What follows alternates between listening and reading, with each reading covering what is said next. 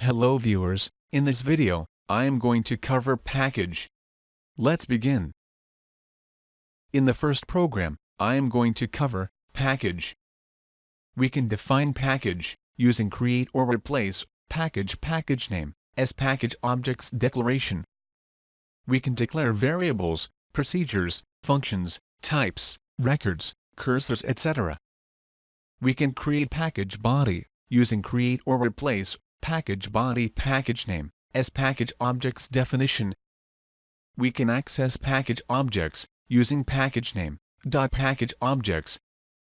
We can drop package body using drop package body package name and drop package using drop package package name.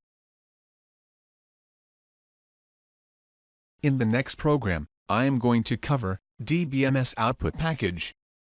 We can disable message output using disable subprogram. We can enable message output with optional buffer size using enable subprogram. Default is 20,000. We can get single line using getLine subprogram with parameter as varchar variable to store line as first parameter, integer variable to store status as second parameter. 0 means line is returned. 1 means line is not returned. We can get multiple lines using getLine subprogram with first parameter as char array to store lines and second parameter as integer to indicate number of lines. We can display line without new line using put subprogram. Enter new line using new line subprogram. And display line with new line using put line subprogram. I hope you enjoyed the video.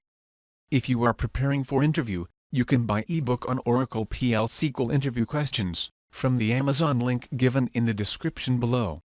Please like this video, click on subscribe button and hit the bell icon so that you won't miss any video updates.